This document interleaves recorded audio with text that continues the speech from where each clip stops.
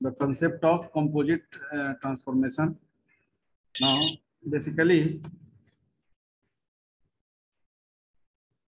when we discuss the composite transformation, then two or more than two successive transformation having the similar types of transformation or different types of transformation may occur on the object. तो जब object पर एक से अधिक transformation हम perform कराएंगे at a time, then that is the concept of composite transformation. Then suppose if you have two successive form of any transformation, then you have to concatenate all the transformation which is applied on the particular object. And whenever we are applying successive transformation on the same object, then that terminology is termed as composite transformation. अब last class हम लोग कुछ matrix discuss किए थे. Now, for translation, we have just one by one we check out. Whenever we have two successive translation, then how it can occur on the system. Translation के लिए we just use the particular homogeneous matrix that is in the form of 1 0 0 0 1 0 tx ty and 1. And if there are two ways, either row method or column method. So either you can apply row method to check out that successive translation, or you can use column method to check out the successive translation. After translation, we'll discuss about the scaling. Again, scaling is also measured in two different manner, row method or column method. Now, if we already have equations for translation, successive translation. Successive translation के लिए equations लिखे थे last class में. Now note down this question. Prove that two successive translation is additive. यानी कि you have to prove out that if we are making two successive translation on a particular object, then it is additive in nature. Suppose. So what is the equation for translation? Anyone? We just discussed it.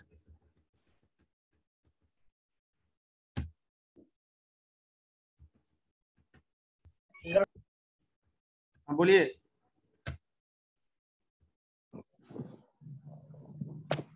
Yes.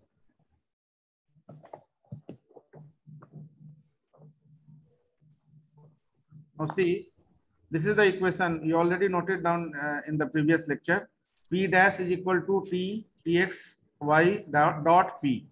Now Tx Ty, if the translation, more than one translation we have and two successive translation we have, then we use the particular Tx1 and Ty1, Tx2, Ty2. If there is third translation, then we just represent it by Tx3, Ty3. ठीक है ना? So this is the generalized form for the particular translation matrix. तो आप जब translation use करेंगे तो वहां पर P dash is your new coordinate यानी points, new point, and the P is your old point. And whenever you are going to translate the particular point from one form to another, then certain distance is covered in between that two point. And अगर पहली बार आप distance cover करेंगे, then it is termed as first translation. और second बार जब करेंगे तो it is termed as second translation. Now successive translation का मतलब क्या है कि whenever you are, suppose this is the point P, and you just move from this location to this location. So this is your first translation. Suppose you say it T1, then from this you move T2,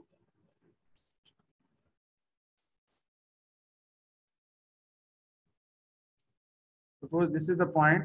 First you move from this point to this, and there is initial point, and after that you start from this to further location. ठीक है.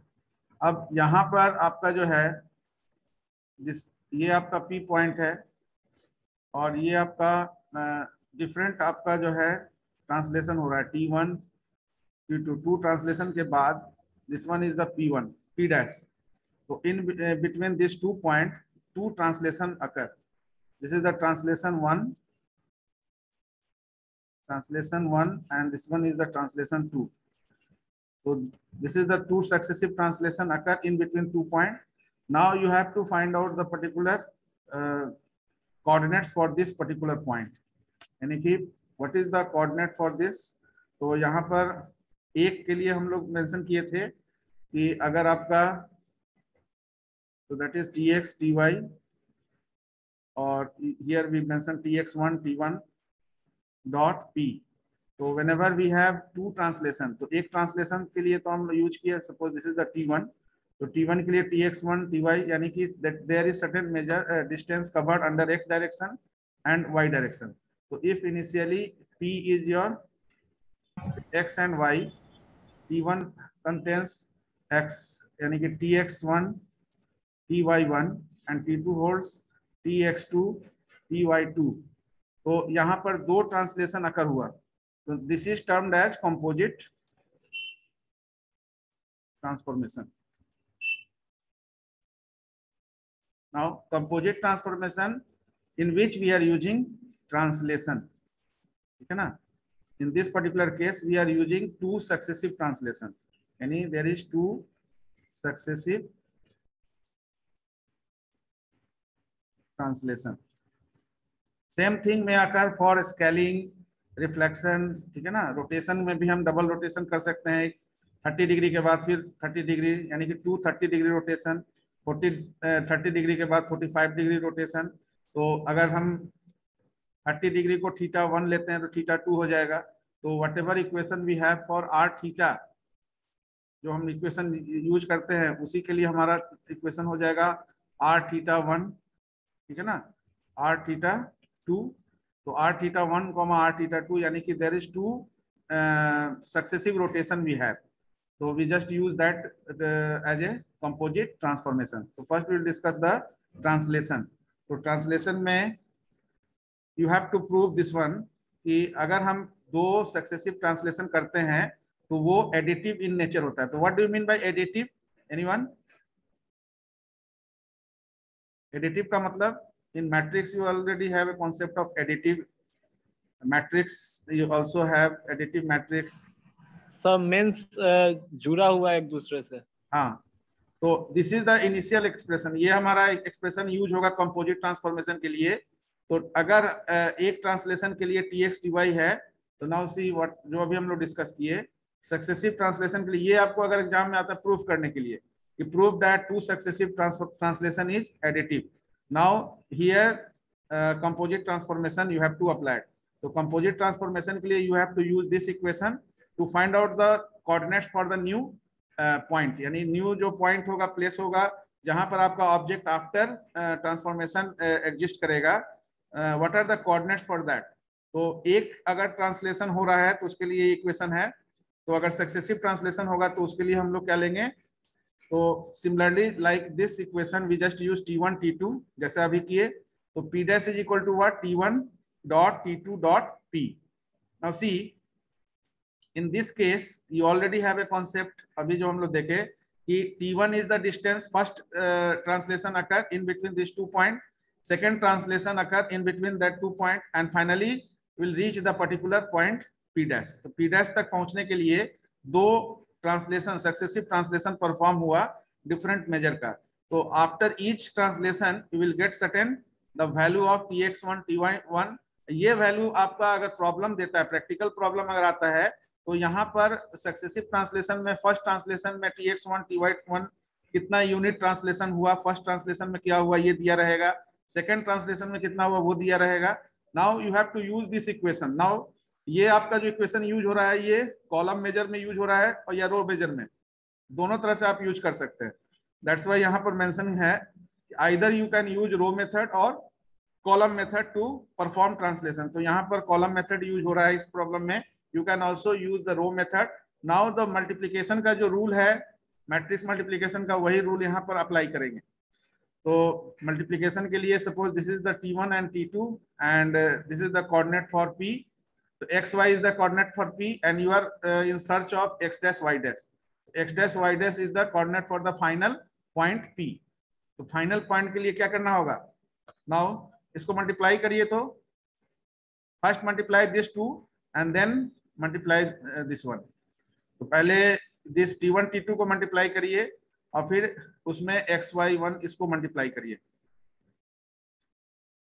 इसको multiply करिए तो क्या आएगा, first row को multiply करेंगे किससे, कॉलम से, फर्स्ट कॉलम से। हाँ, फिर सेकंड रो को मल्टीप्लाई करेंगे सेकंड कॉलम से,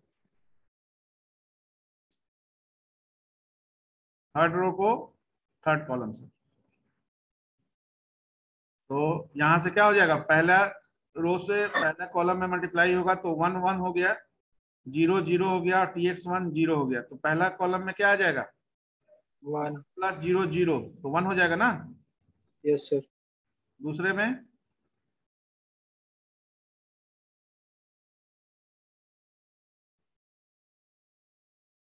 सर 0। तीसरे में उसमें भी 0।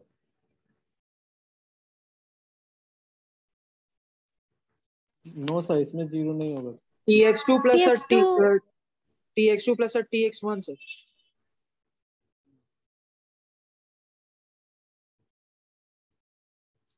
तो finally you have x plus tx1 plus tx2, y plus ty1 plus ty2 and then 1। ठीक है,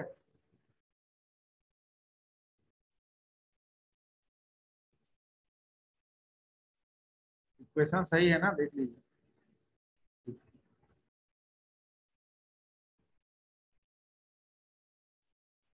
नाउ इसको रो मेथड रो मेजर में देखिए तो what is the equation, same equation आ रहा है कि नहीं, just check it. Just use row method in place of column method and check it whether you will get the same equation or is there any variation।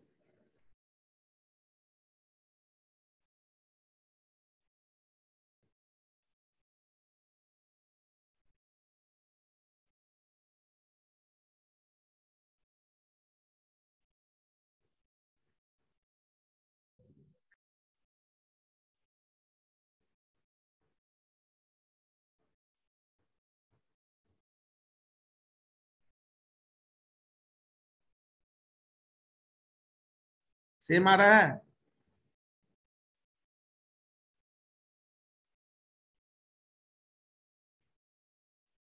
यहाँ combined किए आप break करिएगा, एक लाइन और दिखाइएगा और तब xy1 से multiply करिएगा।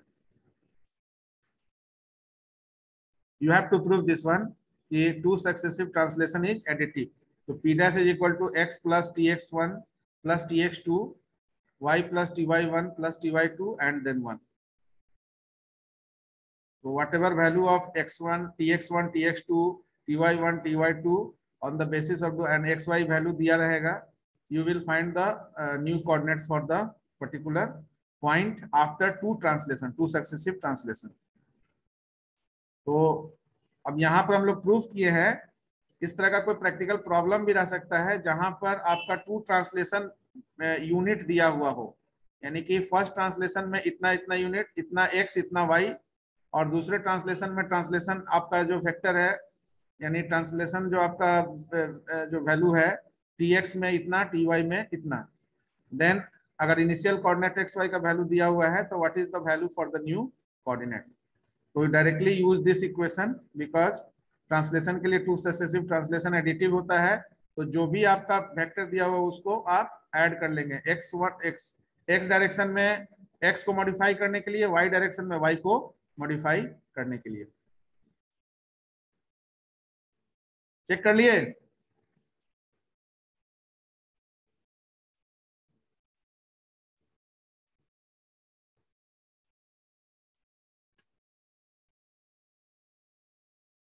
हो गया होगा।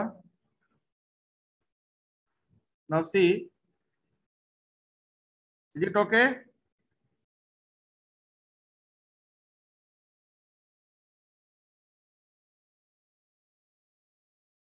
आवाज नहीं जा रही है क्या जी?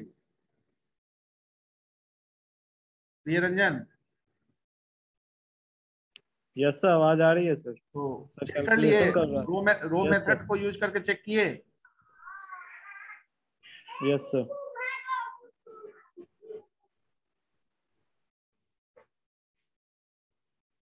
ठीक है, तो चेक कर लिए होंगे। तो this is the equations for the particular successive translation. अगर आपका सक्सेसिव ट्रांसलेशन क्वेश्चन में दिया हुआ है तो ये आप रूल फॉलो कर सकते हैं कि वो एडिटिव नेचर में होता है, तो आप directly tx1 tx2 ty1 ty2 का वैल्यू को पुट करके p डैश को निकाल सकते हैं। जैसे just take the example, we find out the, just write the question, find out the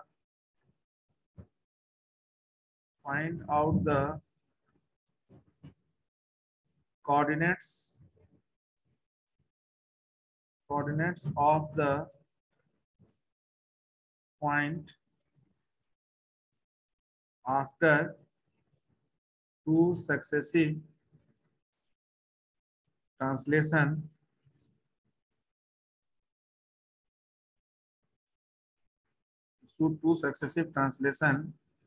if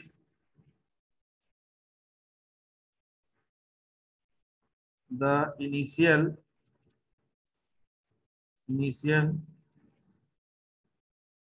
coordinates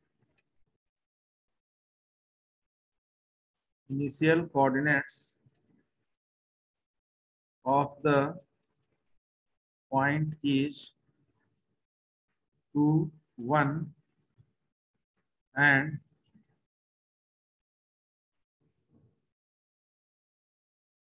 translation vector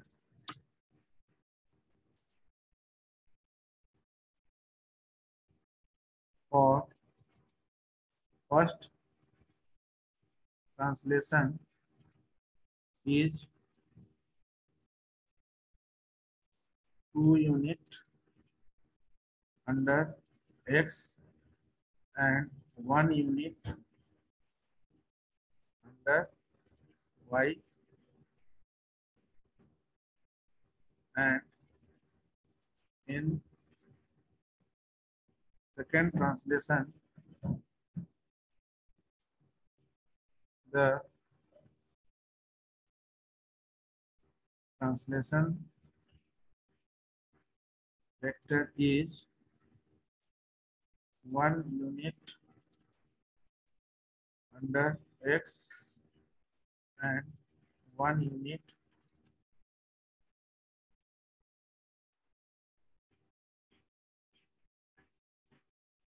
under y. Okay, so just find out the coordinate. So you have to find out p dash is what. P is given to you 2, 1. T1 is given to you 2, 1. T2 is given to you 1, 1. So on the basis of this, T1 is given to you 2, 1. That means Tx1 is 2, Tx2 is 1. Here Tx, not Tx, Ty1. Yeah, Tx1 is 2 and Ty1 is 1. Tx2 is 1 and Ty2 is 1. On the basis of that, T1, that is Tx1, Ty1, T2,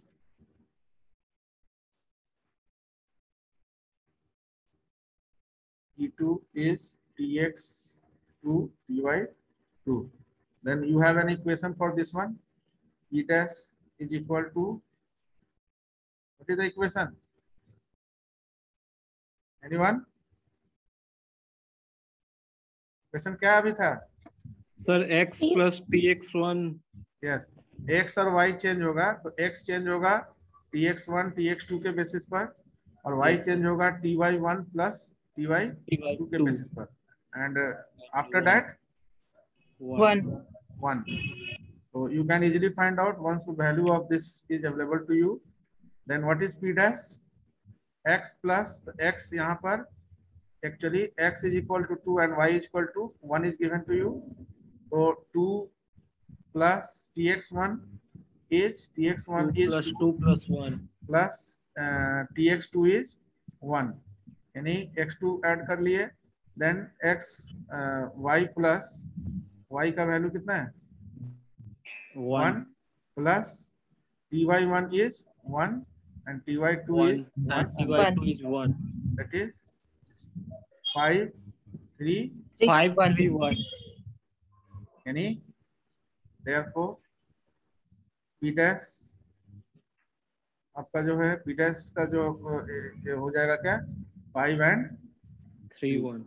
यानी कि after displacement after two successive translation your new coordinate for the particular point p dash is 5 and 5 3. Are you getting the point? Yes sir.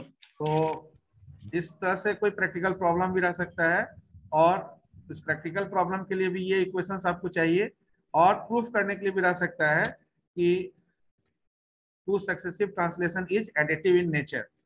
So in this either you can use this one to prove this one. इसको दोनों तरह से prove कर सकते हैं. Either you can use अभी जिसमें column method use हुआ, और you can use row method. In both manner you will get the same result. Now the next one is if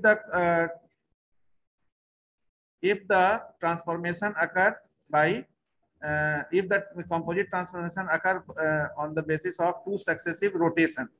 तो एज लाइक जैसे हम लोग अभी यहाँ देखे, तो as like translation in rotation also we are using the same equation p dash is equal to r theta dot p. Now once the theta enhance, अगर आपका थीटा सिंगल एंगल दिया हुआ है एंगल ऑफ रोटेशन, तो theta treat करते हैं. जब successive rotation है दैट मींस दो रोटेशन एंगल होगा यहाँ. तो as like t1 t2 in case of translation we are using here theta 1 and theta 2 in case of two successive rotation. Now again you have to prove that two successive rotation is additive in nature. So additive in nature के लिए फिर again you can use the particular equations which we use in case of composite transformation. तो अब यहाँ पर ये single rotation के लिए है. तो if the two angle of rotation is there, suppose this is for one, or whenever we are using two successive rotations, then we have r1 r2 as like t1 t2 in case of translation. So r1 is representation for the theta 1 and r2 is the representation for theta 2. That means there is two successive rotation occur in the on the particular object, and after two rotation what is the coordinates for the particular point. ठीक है ना, दो rotation करने के बाद आपका जो है वो पॉइंट का न्यू पॉइंट कोऑर्डिनेट्स क्या होगा.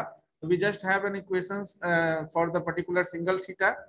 So we just applied the same equation for multiple rotational angle. So theta 1 और theta 2 के लिए again we use this equation as like translation. तो यहाँ पर r1 dot r2 dot p. Now r1 theta 1 के लिए हम जो equation r theta के लिए use करते थे, you just remember that equation for r theta we use cos theta sin theta 0, ठीक है ना, then sin theta cos theta 0 and then 0 0 1. That is the homogeneous matrix we are using for single theta. तो अगर theta 1 होगा तो वही equations हम theta 1 और theta 2 whatever angle given for you to you for theta 1 and theta 2 you use that particular angle. Is it clear? Yes sir. ये clear है ना? Yes sir. Now see, in the same manner we use the equation, यानी कि जो theta के लिए था उसके जगह थीटा 1 और थीटा 2 करके दोनों यूज करेंगे. p के लिए your coordinate is xy1, then you when you multiply this 2 you will get, ठीक है ना, ये दोनों को मल्टीप्लाई करिएगा. मल्टीप्लाई करके हमको बताइए तो ये p dash is equal to what, because यहाँ पर मल्टीप्लाई आपको करने के लिए छोड़े हैं. कंप्लीट करिए तो इसका multiplication. What is the equation for p dash, यानी what is the final outcome additive के लिए हमारा. यहाँ पर आपका जो है फार्मूला यूज होगा cos theta cos a plus b sin a plus b, जो फार्मूला यूज करते थे ट्रिग्नोमेट्री में. Okay sir. याद है ना? यस सर याद है. तो मल्टीप्लाई करिए तो इसको and give me the equation. P dash के लिए फाइनल आपका एडिटिव है कि नहीं, इसको मल्टीप्लाई करके बताइए। जो मल्टीप्लाई कंप्लीट कर लेंगे, raise the hand and I will give permission to share there. जो किए हैं कॉपी पे किया होगा तो you can move camera over there, otherwise you can take the snap and share it.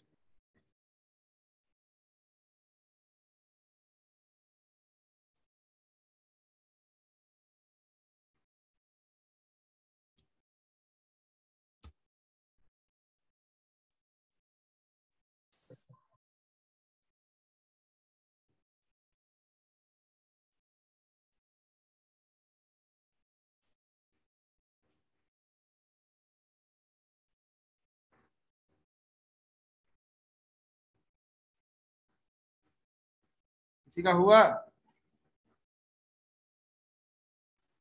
So it will take time.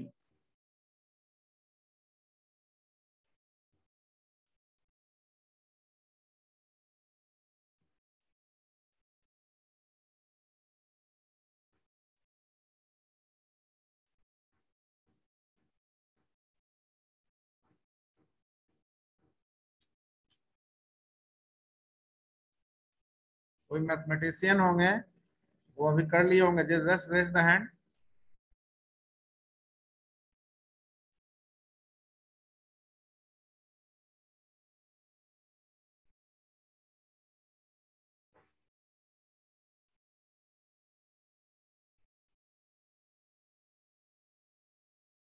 Raise the hand जिससे नहीं हो रहा है।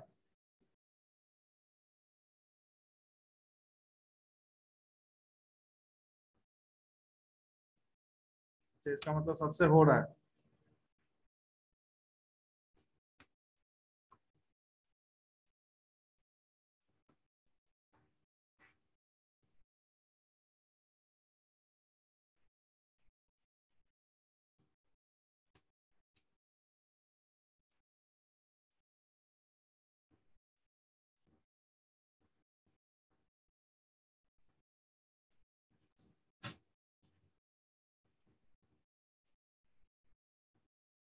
Yes, anyone completed? कितना टाइम लग रहा है? मल्टीप्लिकेशन करने में इतना टाइम लग रहा है?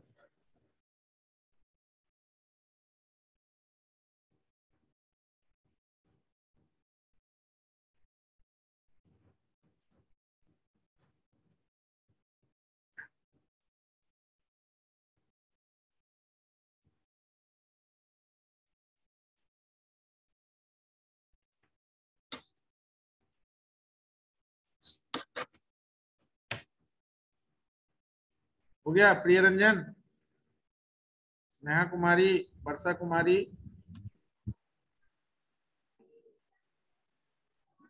So I'm just about सब to. वीडियो ऑन करिए तो जरा, केवल आप लोग लिखते हैं कि आशीष राहुल, आशीष कुमार,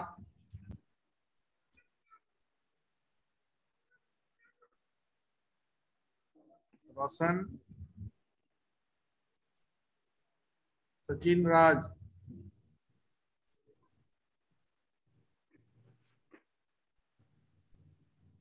मल्टीप्लिकेशन कर लिया आप लोग? दिखाइए।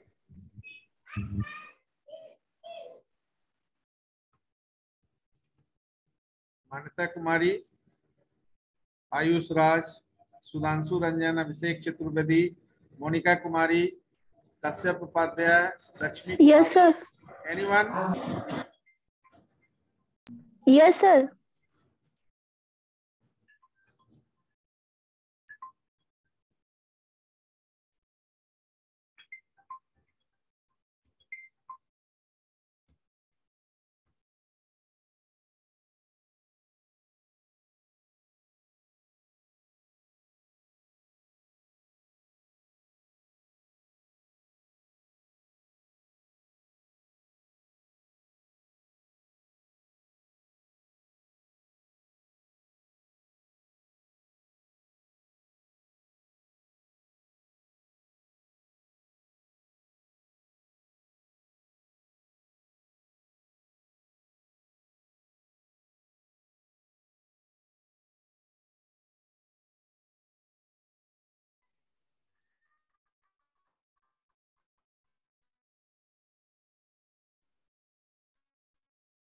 हाँ शेयर करिए,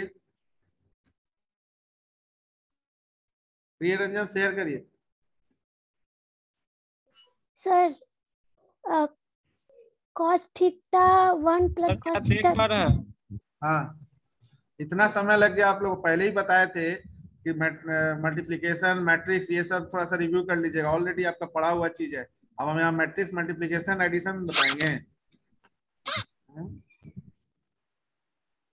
cos theta 1 cos theta 2 minus sin theta x cos theta 1 plus theta 2 minus x sin theta 1। यहाँ पर क्या है जी? सर ये प्लस होगा सर, लास्ट सेकंड लास्ट वाला है। और ये x, हाँ ठीक है, ये आप यहाँ पर फॉर्मुलेट कर सकते हैं ना, cos theta 1 cos theta 2 minus sin theta 2 sin theta, ये जो आप मल्टीप्लाई किए हैं, तो ये this is for cos theta 1 plus cos theta 2 and this one is for minus sin theta. तो इट शोज एडिटिव नेचर, तो यहाँ पर क्या है, माइनस है। Yes sir.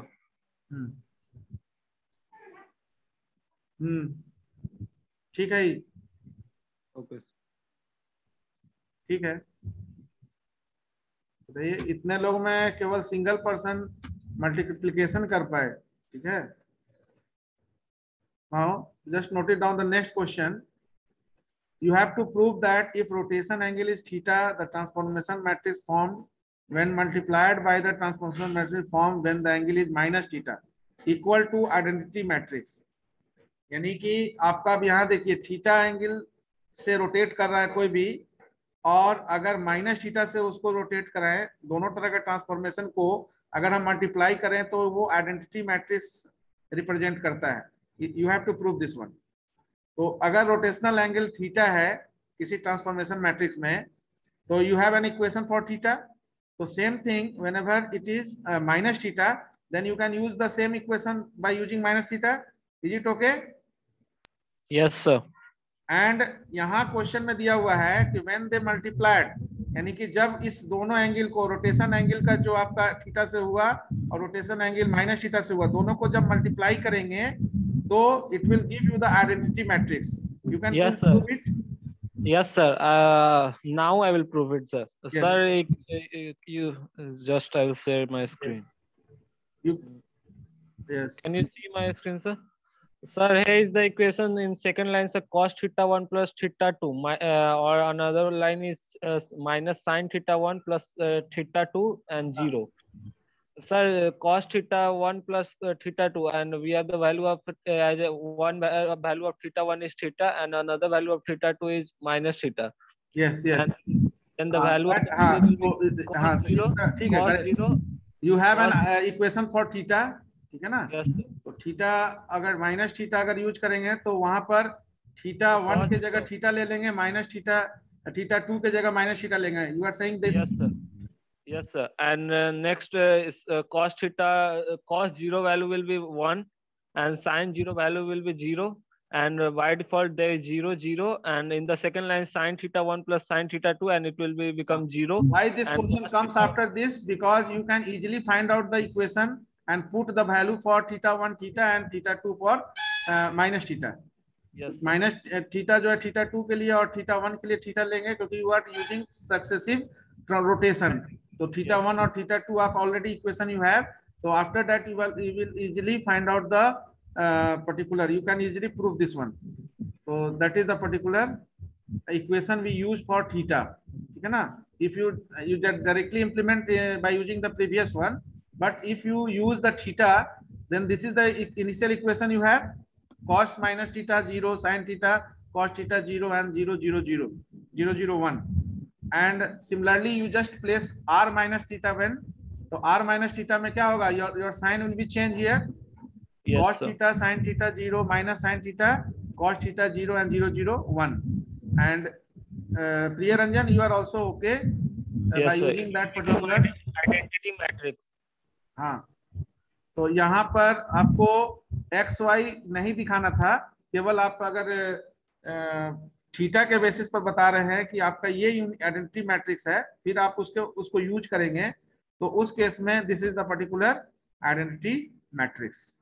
So when you use this one cos theta, when you multiply this two, then you will get the particular equation like cos theta into cos theta, cos square theta minus sin theta plus a minus sin theta, that is sin square theta and then 0. So cos square theta plus sin square theta is what? 1. ठीक है ना? Then first row, second column, first row, third column. Similarly, second row, first column, second row, second column, second row, third column, then third row, first column, third row, second column, third row, third column. Then you will get the identity matrix. So you have to prove it is clear to all of the student. Just note it down this question.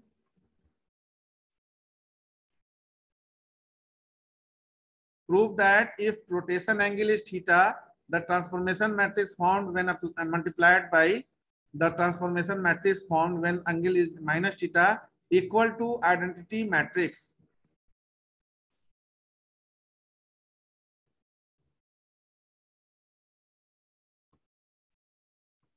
किसी को doubt नहीं है ना? Please respond.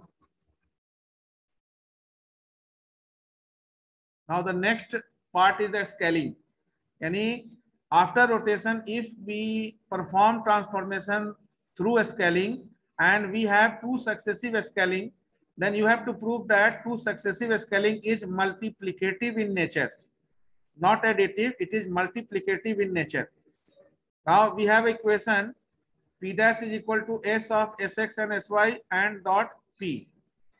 So as like rotation and translation, whenever we are performing a scaling over the particular object and two successive scaling over the particular object, then again this is the equation to find out the composite transformation on the basis of the two successive scaling. Now अगर दो successive scaling होता है तो वो multiplicative nature में होता है. You have to prove this. तो जैसे हम लोग ट्रांसलेशन और रोटेशन में देखें उसी तरह से अगर दो सक्सेसिव स्केलिंग होगा तो यहाँ पर भी s के जगह s1 s2 होगा. Are you getting the point?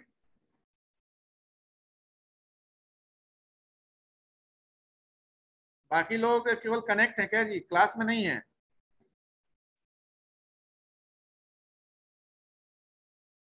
Anyone?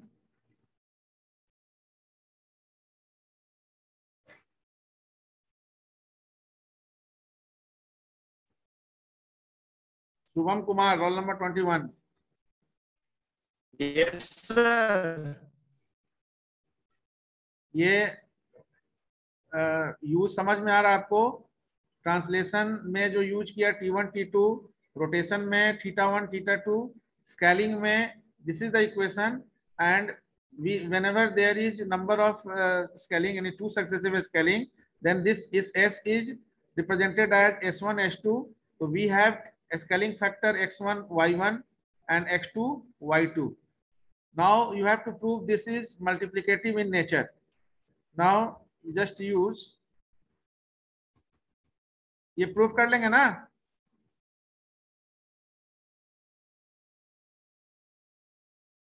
बोल नहीं रहे हैं. Now you have to prove this one. प्रिय रंजन हो जाएगा ना? What is the equation for? हाँ, स्केलिंग के लिए इक्वेशन क्या है हम लोग यूज करेंगे? स्केलिंग के लिए आइदर रो मेथड या कॉलम में. ये आपका है तो sx1 sx1 sy1, उसी तरह से sx2 sy2 ले लेंगे ना? Yes sir. करके दिखाइए तो. इसको यहाँ नहीं किया गया है क्योंकि आप दो ट्रांसफॉर्मेशन देख लिए, तो तीसरा आप एज्यूम दैट कि आप कर लेंगे. सर x को x से y को y से. हाँ, मतलब sx1 sx2 और sy1 और sy2. बस ये जो आपका इक्वेशन है इसी को रो मेथड या कॉलम मेथड, ये या तो कॉलम मेथड या रो मेथड दोनों में से कोई यूज करेंगे। तो ये एस एक्स और एस वाई जो है यहाँ पर आपका S X one S Y one हो जाएगा, दूसरा है तो वहाँ S X two S Y two हो जाएगा। दोनों को मल्टीप्लाई करके आप एक्स वाई से एक्स वाई वन से मल्टीप्लाई करेंगे फाइनली। तो you just see the outcome, what is the outcome.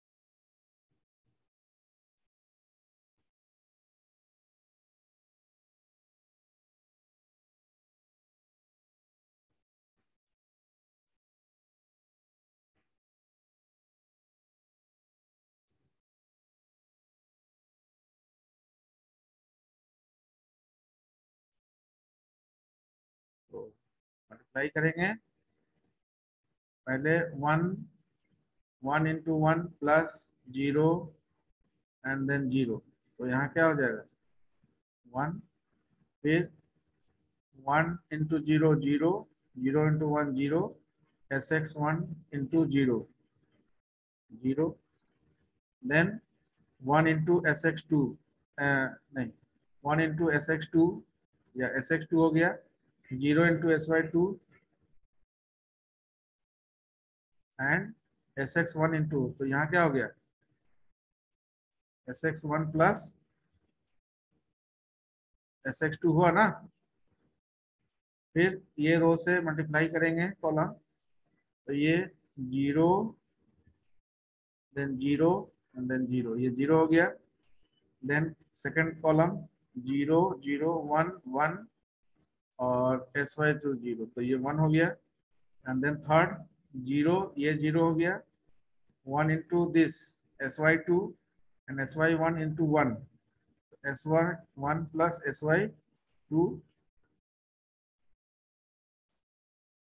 And third row first column, third row first column, second column third column. तो फर्स्ट रो 0 0 है, तो 0 ये भी 0 हो गया, ये भी 0 हो गया एंड ये 0।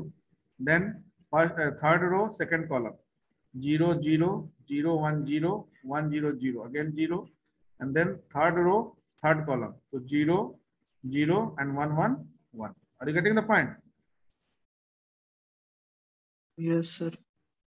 Now first row first column, second row एक ही कॉलम है, थर्ड रो दिस वन, तो 1 इंटू एक्स क्या हो जाएगा x, then 0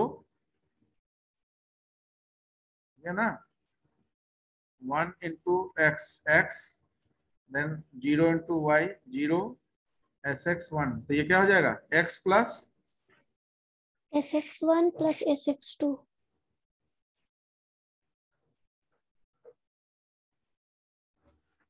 similarly SY plus SY2. SY plus SY2, sir.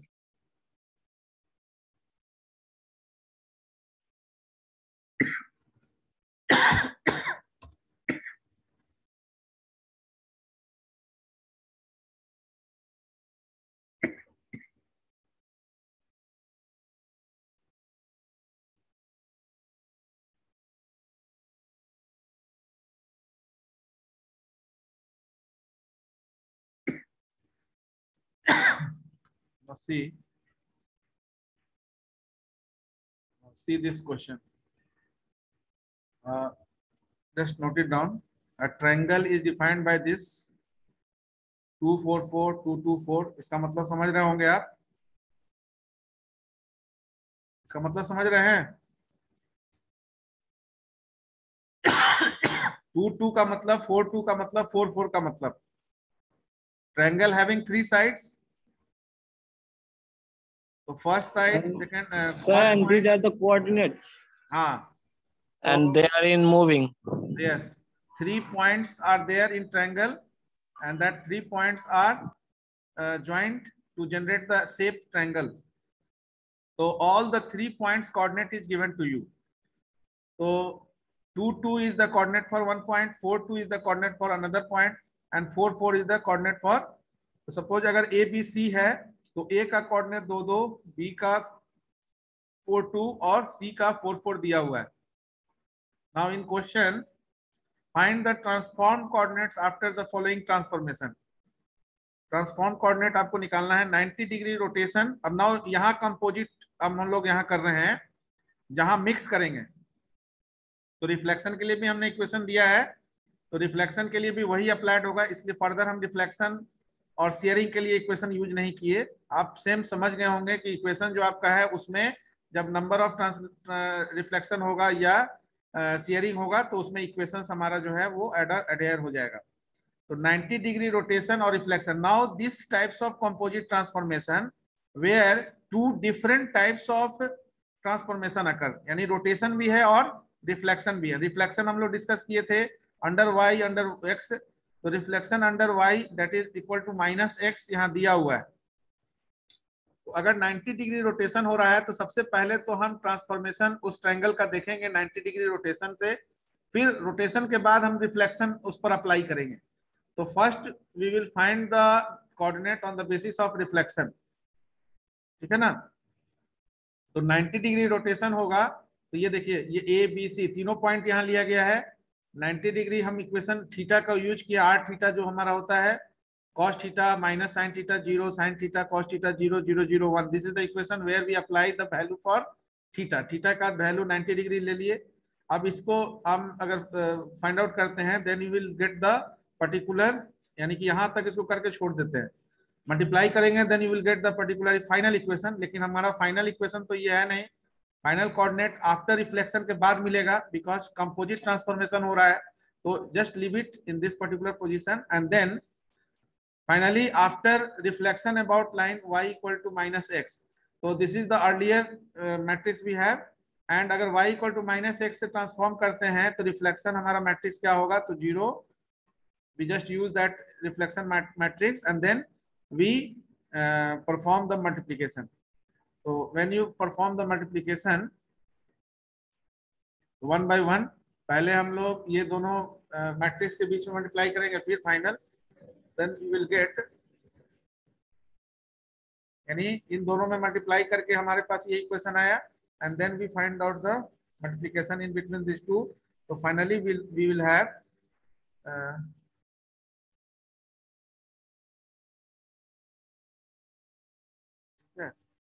so this is your final -2 -4 -4. that means ये first new coordinate for a, suppose अगर ए है तो -2 2 हुआ, बी के लिए -4 2 और सी के लिए -4 4 आफ्टर 2 सक्सेसिव